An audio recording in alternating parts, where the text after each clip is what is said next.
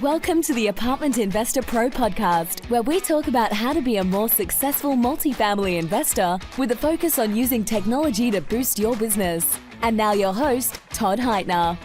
Welcome to episode 3 of the Apartment Investor Pro podcast. Today we'll be talking with Peter Harris about buying an apartment building for beginners. Peter Harris has been investing in real estate since the late 90s. Since then, he's acquired over $100 million in apartments and other commercial properties across the US. Besides investing himself, he does consulting, coaching, and mentoring for other investors. Peter is the author of the best-selling book, Commercial Real Estate Investing for Dummies, as well as the #1 Amazon ebook, Commercial Real Estate for Beginners. And he co-authored with Donald Trump the book, 3 Master Secrets of Real Estate Success. In this episode, we're going to cover the 10 most commonly asked questions about how to get started with your first apartment. So let's get right into the interview. All right, well, Peter, thanks for coming on today. I really appreciate you taking the time to do that. We want to really focus today on apartment investing for beginners, someone that's thinking about getting into that. So I want to cover some information on that. So thanks again for coming on. How are you doing today? You're welcome. Doing awesome. So to start, then, for somebody that's thinking about getting into apartment investing, could you talk about some of the benefits of that? Why would somebody want to get into investing in apartments? Sure. That's easy for me, Todd, because I've been doing this since the late 90s, and I have lots of benefits, and also I have shared with many people across the country, benefits. And so three stick out right away. #1, for me, it allowed me to retire from my corporate job, right, in the early 2000s. And secondly, for another person, it could be job safety for income. You get your hours reduced, a pandemic happens, right? And just so you know, Todd, here we are, over 2 months in this pandemic, and we're still collecting 90% of our rents. Okay, so my shopping center landlords are having a bit of trouble. The office center landlords are having trouble, but us apartment landlords, we're okay so far, right? So. And the third option, the third benefit would be options, right? So apartment investing gives you options. Let's say that you wanted to leave your job. You have an option to do that if you can invest in apartments well. If you wanted to work less hours, like me, when I was an engineer, I wanted to work less hours. I could spend more time with my son, and secondly, work on more of my investing so I can get the heck out of my job. Okay, so it gave me options there. And thirdly, if you were happen to be laid off, you can choose whether you want to go back or not. So to me, that's the biggest option. It gives you life choices. Okay, great. And so for somebody that maybe doesn't have any real estate experience, maybe they've never bought and sold houses or anything like that, what would you recommend for someone starting out fresh into real estate? #1, to get educated.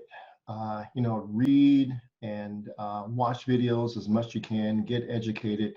And if you want a shortcut, hire a mentor. And the third thing I would say, Todd, is start small. There's nothing wrong with starting small. You can start off with a duplex, triplex, fourplex, 12 unit. Start small is always my recommendation. Get your feet wet first, because we're all going to make mistakes in this business. We all do, right? If you talk with someone, they said never had a failure, never had a mistake, that's a lie, right? And if it's true for them, you just wait. So you just be in this business long enough, and it will happen. So when you start small and you make mistakes, the mistakes are small, right? I bought a property in the East Coast. I'm on the West Coast. I bought it in the East Coast when I was an engineer, and I really blew it on this 4-unit. But luckily, the apartment building was so small, my mortgage payment was like $300 a month. So I can make the mistake and be okay, right? Mm-hmm. And but if it was $30,000 or $40,000 a month, like the mortgages are today, yeah, then I would be in trouble, right? If I made mistakes. So start small. Okay, good advice. And would you say that there's a minimum amount of money that somebody would need to have to be able to get started investing in apartments? There is an ideal amount. The ideal amount is 25% down payment, right? That's what lenders want. So that's ideal. And but there really is no minimum. I'm not a person to believe in no money down. I don't like those type of deals. I think you're leveraging too much.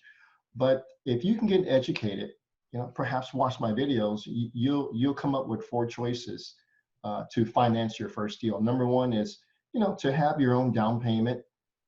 Number two, you can do a master lease, right? Master lease agreement, not a master lease option, a master lease agreement. I have lots of trainings on that. It's basically you understand the terms or the motivations of the seller, and you structure your deal based upon the seller motivations, right? So we can do 10% down, 5% interest, 5 years. We have that structure. So that will be second. So first, your own down payment. Second, master lease. And third, how about using investor money, right? You can do that. And fourth, wholesale. Like you will wholesale a single family home, you could wholesale your apartment building too, to make money, right? To save up to do your own deal if you don't have enough money.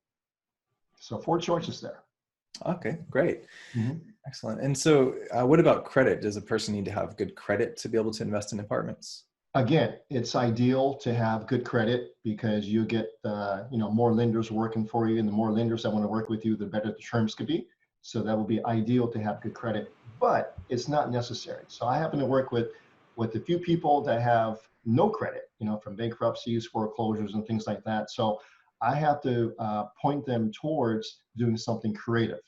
And my favorite technique for creative real estate is the master lease agreement, and or some other form of seller financing. Those are my two favorites. So I guess the long and short answer would be no, you don't need to have perfect credit, but you do need to have some creativity and some tools in your tool belt on how to take down deals with creative financing. Okay. Make sense? Yeah. Definitely. Okay. So then what about somebody who does have some experience with like single family investing? They bought houses, over a period of time, and they're wanting to get into multifamily. Do you have any suggestions for how to make that transition? Oh yeah, quite a bit. So number one, I'm a big believer in education. So number one, you need to get educated in how this business works. Okay, so investing in apartments, investing in single family homes are so different. They're apples and oranges, but they do carry over to one another. So you don't have to, you don't have to buy single family home first to go into apartments. You can start with apartments first, right? But they are different. So I would say, of course, education number one. Number two, I would say start local. All right. So don't try to you live in California and go to Texas on your first deal, right, to get started. I wouldn't recommend that because it's so hard to invest remotely. And the third thing that no one really thinks about, especially when they're beginners, is for that person is to have the end goal in mind, right? And what I mean by that are your exit strategies. Those are so important. They're never talked about. You can Google, commercial real estate exit strategies or apartment exit strategies, and nothing will exist. But it's the most important thing, because if you can start with the end goal in mind, it helps you with the beginning. Here's what I mean by that. If you buy an apartment building, what's your exit strategy? And your exit strategy is your plan to get the money that you put in out of the investment, right? To make money, right? That's the goal.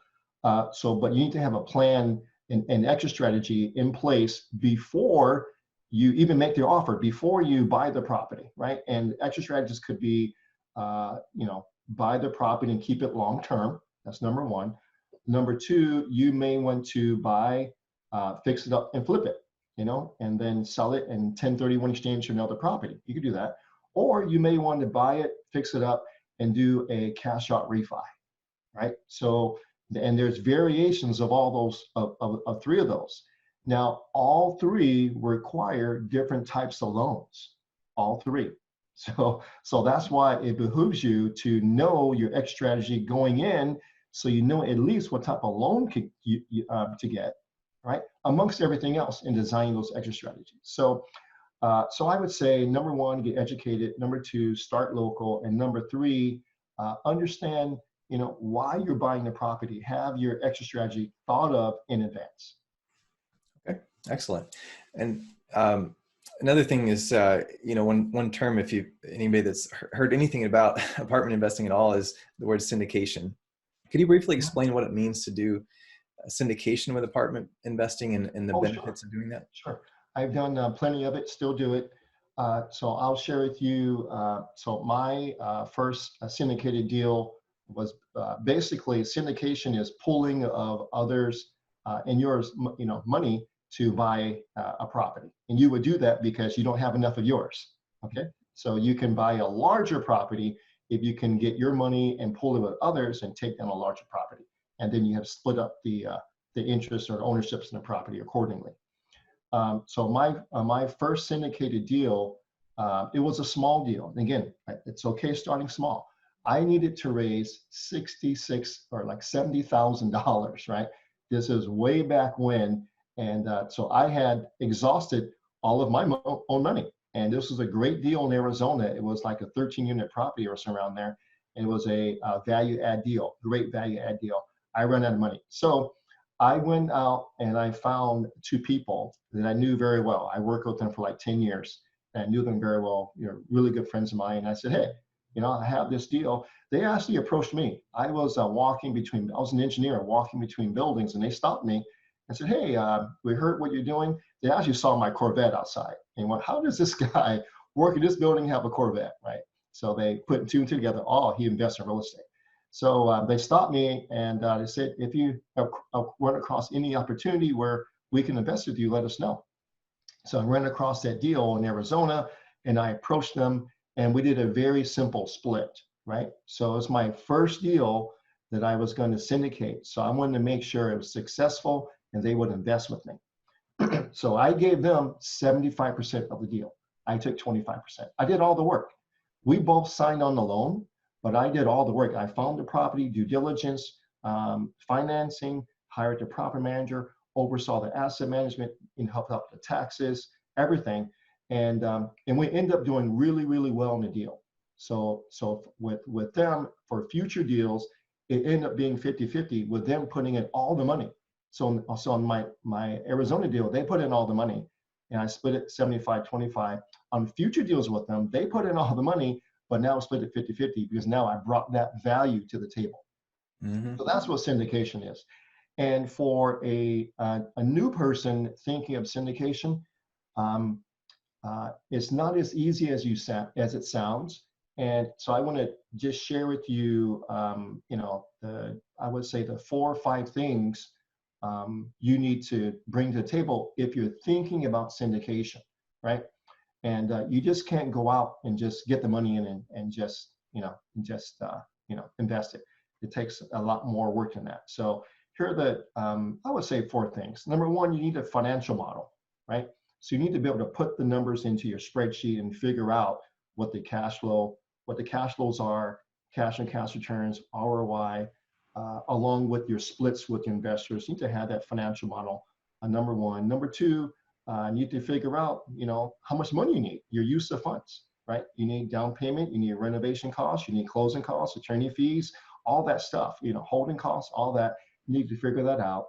And then number 3, really important, is where people miss out, is what is the deal's ROI? Because once you know the return on investment, you know what you can pay to the investor, right? Doesn't that make sense? So yeah, a person says, I'm going to pay this investor 10% return on their money. Oh, really? Okay, so let's run your numbers and let's see if the deal can afford it, right? So ends up the deal that they bring to the table, it has a 10% cash on cash return. So you're telling me that you're going to pay them 10%, so you're giving them all the money. So there's nothing left over for you. So that's why it's important to know the deal's ROI, so you know what you can peel off and pay the investor. And the 4th thing would be a compelling presentation. You have to sell the deal to the investor, right? It has to be compelling, concise, and complete, right? So, and then the 4th thing is you need people to share your deal with. Now, I have this formula because I've been sharing this for so many years on people, how to get started with syndication is you need at least 30 people. And these 30 people are people that you know, or people that you know of that may have money, okay? Or people that they may know they have money. And basically, why 30, right? So I had this, ratio a long time ago, and it still applies today. So you're going to show your deal to 30 people, and out of those 30 people, 15 will be interested. Other 15 won't. Okay. And out of those 15 interested, 7 or 8 will want to go further with you. Okay. So let me see what you actually have. Okay. So you went 30 to 15 to 7 and 8. Out of those 7 or 8 people, 3 or 4 are really interested. You have dinner with them. They have the money. They're really interested. They like the deal and everything. So out of those 3 and 4, only 1 or 2 are going to invest. Now that, so for beginner, that's the ratio. It's not an exciting ratio, but that's the facts. That's the real life when you're first starting off. Now, after you close your first deal, you can throw that ratio out the window, okay? Because now you have a track record, and it's so much easier to raise money when you have a track record. But when you're first starting out, that 30 to 15 to 7 to 8 to 3 to 4 to 1 to 2 ratio, it's the way it is, and because you're just starting out. Okay. Yeah. All right. Well, this sounds good. And speaking of, getting in those investors, one of the things that I know can get people in trouble is with the SEC, if they don't know what they can and can't do when it comes to talking to investors. Mm-hmm. Could you talk a little bit about that? Like what people need to know to avoid any kind of trouble with that? So I will not talk a little about it. I will say one thing: get an attorney to help you with it, right? And because the laws change all the time, there's so many different options, what to do, and there's so many things that you shouldn't be doing, right? And I am not qualified to speak to that because I'm not an attorney. So anytime we work on a deal where there's money to be raised, yep, it goes to your attorney, and they cross-check and check everything, make sure you're following all the rules, because you could, okay, here's the law right here. You could go to your mom and say, Mom, I'm buying this property and I need $20. Okay, your mom gives you $20. Do you know that's illegal to borrow $20 from mom for a real estate investment? So you just raised a security issue with your mom. So you can get in big trouble because you borrowed $20 from your mom. So that's how stringent it is. So it's best to talk to an attorney whenever you're going to raise any amount of money, period. Okay. Okay. All right. Good advice. So then let's say somebody is trying to start out. How important would you say that credibility is when it comes to investing in apartments, and what can a person do to build some credibility then, especially if they don't have any experience? Sure. And that's a lot of folks, right? I mean, they're so attracted to apartments, and they want to get started. They don't have the credibility. They want to syndicate deals. They want to get started. So credibility is it's important, and it comes down to trust, right? Can that person trust you, right? To perform, what you say you're going to do, right? You're going to pay me, 8% interest on my money, or you're going to pay me quarterly, whatever. Can they trust you? So credibility is really important. One thing you can do to help build it is to do a deal yourself. So if you want to get into syndication, you don't have a track record. What if you just do a small deal yourself, right? Then you can just talk about the deal, even if it's a duplex, right? And you crush it. You can talk about that. You can talk about how you bought this duplex, under market, you fix it up, and now it's cash flowing. You have a 50% cash on cash return. All these things, you can talk about this. Or what if you do like a small 5-unit apartment building, considered commercial, right? And you increase the NOI. And as you know, Todd, as you increase the NOI, the property value goes up. So what if you just start in a small 5-unit property, and you increase the rents, you increase the NOI, and then you increase it so much value now that you can do a cash out refi. I mean, you can pull your money out, right? Your down payment. And then so you can write a whole page of how that happened on the 5-unit and make you appear to be very, very smart with a small deal. So a small deal is absolutely, absolutely okay. So there's no problem with the small deal. So go ahead and start with a small deal. So the other way to get instant credibility is to partner with someone, right? Someone who's already been there all the way, already has, can show a track record, has, completed deals. Start with someone. So that's another way of increasing your credibility. Um, the other thing is, the last thing is, you could do all the above, but Todd, you create these wonderful websites. So that's a great way to have like instant credibility, because the websites are, they're the verbiage on it and the content on it looks like you already have experience, right? So instant experience, and then all you have to do there is wow them with your knowledge, and then get them on board. Yeah. Okay, great. All right, good advice. And so I know that you've coached a lot of people and helped them to get their first deal. Could you maybe tell us about some real life examples of people doing their first deals, maybe things that go through that process and maybe any challenges they ran into? Oh, sure. Yeah, I have quite a few. I've been teaching and mentoring since 2003, along with doing my own deals. So yeah, I enjoy taking down my own deals, and I take the challenges and I turn them into lessons.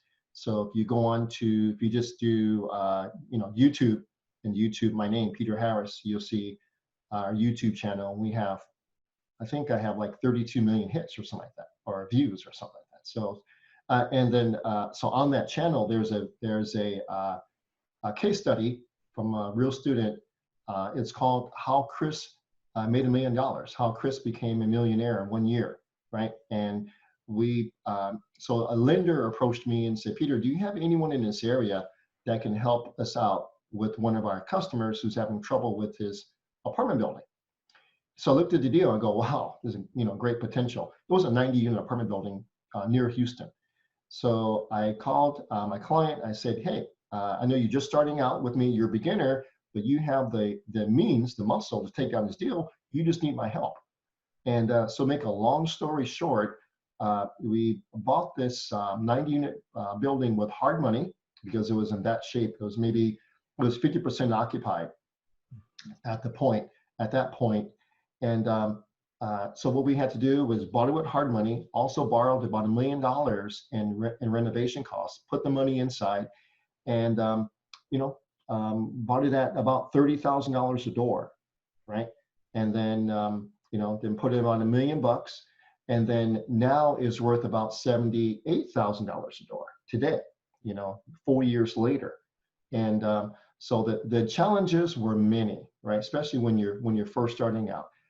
I wasn't there, so I was on the phone with him weekly, sometimes daily, walking him through the whole process. But the number one thing was that the management was horrible. So we went through 2 property management companies, and they wouldn't do, they could probably trick our client into, they're doing a good job. They couldn't trick me, because I've done dozens of these types of deals already. So I would just continually call them out, and eventually we had to switch management companies. So we finally found one, a good one in Houston, and from there we went from 50% occupancy to 70% occupancy to 90, and now today we're nearly 100% occupied. And here we are, right? In this unprecedented times with the pandemic and COVID-19, and rent collections are still over 90%. That's a sign of a good management company. So bought the property at $3 million. So put $1 million into it, and then 2 years later, right after put the $1 million into it, and he put it into a permanent loan, and then at the same time that the permanent loan, pulled out the down payment and the renovation money, because the property is now worth over $6 million, right? So so that person went on to do more deals with me. Now he's in a really awesome RV storage deal, and he's 100% occupied, and it's awesome. So and then the second deal I'll share with you is, I had a person who was in his mid 60s and didn't have a retirement. He just had $100,000 to his name in cash, didn't have a retirement. Engineer guy, really cool guy. And then he wanted to invest in commercial real estate to establish a retirement. Great plan. So we end up finding he's in Colorado, end up finding I think it's a nine unit deal in Colorado. The owner lived in Seattle and the property was in shambles. So we end up buying that property, right, at a good price. Again, got the lender to help us with the acquisition and, well, you know what? No, the lender did not help us with the renovation. So the renovation came out of his pocket. So he bought the property, renovation money out of his pocket. But guess what? He bought it for like three something. He put in like 50,000, so 350. Now the property's worth about $600,000, right? And he's in a position now to do a cash out refi and pull everything out. But he's enjoying the cash flow so much that he decided he's not going to refinance and have a higher loan. He's going to enjoy the cash flow, right? So those type of deals, for me, Todd, it comes down to who the person is, right? There are a lot of people out there, a lot of money, but I want to hear your story, right? You don't have to have a lot of money. I want to hear your story, and you have the capability of being in this business, meaning desire, being able to work hard, being creative, and being coachable, right? That's what I look for in a person. So those two people that I work with, their lives are changed forever because of one deal. Lives changed forever, right? All right, so is that good? Are those two good enough for you? Yeah, those are excellent. Thank you. Okay, great. Great examples. Let's pause briefly to thank our sponsors. When we come back, Peter will share the most common pitfalls new apartment investors make and how you can avoid them. He'll also answer the question of, should I have a partner to buy apartments? Do you have a website that gives you credibility and captures leads? ApartmentInvestorPro.com can help you get a professional website today. Typically, building a professional website can be a real pain, taking thousands of dollars and months of your time. One syndicator said it took him 10 months on his own. Another had to go through 3 different companies before getting something usable. ApartmentInvestorPro.com makes it quick and painless. All the design and content is already created. With 15 years of experience building websites for investors, ApartmentInvestorPro.com gives you peace of mind and lets you focus your time on finding deals and investors. These powerful websites capture contact information from your potential investors. You can even automate the follow-up process. No more letting good investor leads fall through the cracks. Save 10% on your website by going to ApartmentInvestorPro.com and using coupon code PODCAST. And so for somebody that's starting out, what are some common pitfalls that a person might run into that our listeners should be aware of? Sure. 3 come to mind right away. Number 1 is overpaying for properties, right? That's a common pitfall. And let's face it, today, we're probably close to the market or approaching the top of the market. I mean, close to the top of the market or approaching it, right? And so right now there are a lot. There's an abundance of overpriced deals, and people are still buying them, right? So when you buy a overpriced deal, you have to be prepared to hold it long term, right? Because the market is going to change. It always does. So it will never continue going up. No matter, if you've been in the business for 10 years, all you've seen is the market going up. Guess what, right? I've been through 3 of these already. Guess what? In a few years, it's going to come back down. Maybe not down to the bottom, but it's going to come back down. And then the values won't be, the value of the property isn't going to be that great. And then, so what do? So you overpaid, you can't do a cash out refi, you probably can't even refi, right? So that could be a pitfall, because if you do let's say you buy a property today and it's a 5-year loan on it, and in 5 years, the economy tanks and the property value comes up, but guess what? Your loan is due, you have to get a new loan. You can't, because there's not enough equity there, right? So that's the problem with overpaying, right? I guess the second pitfall would be, and this one's big. This was underestimating expenses. A new investor has no clue what the expenses should be on a property. No clue, because they don't own anything, right? And So they tend to believe what the broker or what the seller gives them. What the broker gives them and what the seller gives them are always 100% wrong. Have to say that, right? And and it's not the broker's fault. It's not the seller's fault. They're just reporting what they have, right? But the reality of what they gave you in terms of written expenses don't correlate to what you're actually going to spend on the property. It never does. So the second pitfall would be underestimating the expenses, right? So they'll take what they have on the profit and loss statement or the broker statement, and they'll think that's it, but it's usually not it. Some categories that are always maybe misrepresented or misunderstood are maintenance repairs, right? So in different parts of the country, repairs cost different amounts, but and oftentimes a seller or a broker may not report all of the repairs because it'll kill the deal, right? So how much do you know? How much what level of expenses can you put on the property? If you're a beginner, you don't know. So that can be an issue there too, right? So this just one of many. So the other common pitfall would be poor property management, and I have to say this that 9 out of 10 property managers aren't that good, talk to another experienced investor and they're probably not their head. Then yep, Peter's right. So when you find a good property manager, stick with that person, nurture the relationship, and build your portfolio with that one person. That's what we've been doing.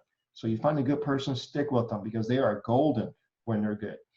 And so I'll say this on the property management. I go by this the 4 M's. So you need these 4 legs for any property manager to operate your property optimally, right? And the 4 M's I call them, right? So you need a system for money, for marketing, for management, and maintenance. The 4 M's. If one of these fall apart, all 3 will fall apart. For example, if your property manager is not good at marketing, right? What leg is going to fall apart? The money part will fall apart. If they're not good at maintenance, so what part falls down? The marketing part falls down. The whole thing falls down. So you see what I mean? So the 4 M's. So if you look at a person that has a poor property management, or maybe is a poor property manager or hired one, is one of the 4 M's that are not operating well, and it tends to crash everything else in. All right. Sorry for diverging, but this property management thing it's such a huge thing on my heart, and how I can help most people is to help them manage the management. Yeah, that's great. Well, I'm glad you went into that. I was going to ask about that, what you look for in management. Right. That's good. Yeah, excellent. And so we kind of touched on this a little bit earlier about partnering with somebody else on your first deal. And I know you mentioned that the credibility is a big benefit of that. Are there any other benefits or anything, or maybe any pitfalls to look for with partnering with someone? With partnering people? Yeah. Oh yeah. There's many. Partnering with someone should be your last resort. You really should, because having partners in anything is tough, right? I mean, look at you and I, we're married. It's not easy being married, right? That's the ultimate partner right there, So imagine having a relationship, a business relationship, who is not as committed as you and I to our wives, right? It's tough, right? And the big thing is property management. I mean, not property management, but your skin in the game, right? So when you're married to your spouse, you're in it for life, till death do us part, right? And you made a covenant with God, right? That you're going to stay married, right? There's no such thing with an investment partner, right? So if they don't have skin in the game, guess what? When times get tough, they go bye-bye, and it leaves you with it. So partnering is tough. It should be a last resort, right? It should be a last resort. So, but it is a resort, right? I mean, you can syndicate and be very successful, right? But if you could do it yourself, you should do it yourself. But if you have to bring in a partner, do it right. Make sure there's skin in the game on both sides. Okay, good. Yeah, that makes sense. And so is there anything else there? Do you have any other suggestions for somebody that's wanting to get started investing in apartments? Anything else they should know? Yeah, I guess I can kind of reiterate kind of what I said. Number one is, if you're brand new, Todd, I suggest starting small, right? And it's safer, and it's conservative, and it gets you in the game, and it gets you practicing, right? So practice, right? And because if you were to buy a fourplex as opposed to a 20 unit, guess what? You're going to deal with the same things, right? All the bills, the management, the marketing side, the repairs, right? Managing the asset, it's the same from a 4 unit to a 20 unit to the 100 unit. In principle, it's the same. So get started or get practice on a small deal. All right. And the second thing I would say is get help from someone, right? So if you're brand new, I mean, let's face it, if you are an older person, let's say you're in your 50s, like myself, or let's say you're you're in your 40s, and you have some money saved up, and you're approaching the second half of your life, or in the second half of your life, you have to be really careful with the amount of money that you have, right? So you can't make a mistake. So my recommendation is get someone on your team to help you that has gray hair, right? So get someone that has scars from investing already, so they can teach you what not to do, right? I wish I had that early on. I would have less gray hair. And then so start small, be conservative, and second, get help. And then the third one would be to know your numbers, right? And there's this TV show I like a lot. It's called The Profit. You ever watch that show where Marcus Lemonis? No, I haven't seen it. I've heard of it. It's a cool show, right? And he helps out entrepreneurs, and he's always focused on the numbers. And when people don't know their numbers, he just loses it, right? And I won't lose it, but inside, when a person knows numbers, I kind of lose it on the inside. What do you mean? Real estate is a numbers game. What do you mean you don't know your numbers, right? Mm-hmm. And so number three would know your numbers. For example, what to know: the market cap rate, the operating expenses, the rent trends, the price per unit, all those things that you need to know. You need to know your numbers so that you can make a good decision. Yeah. Okay, great. That sounds like solid advice. Great. Yeah. Okay. Well, thanks so much for coming on today. I really appreciate you taking the time to share. My pleasure. Always great to hear from you, Todd. Yeah, you too. And so what's the best way for people to connect with you if they'd like to learn more about you? Sure. You can reach me at my website. So you can go to commercialpropertyadvisors.com, reach me there, or you can just send a message to me if you want, or email to me at peterharris@commercialpropertyadvisors.com, and I'll hear from you there. Okay, sounds good. Well, thanks so much for coming on. I appreciate it, and we'll talk to you soon. You got it, Todd. See you later. All right. Thanks for listening to this episode of the Apartment Investor Pro podcast. Be sure to subscribe to get the latest episodes. Also, visit our website at apartmentinvestorpro.com and connect with us.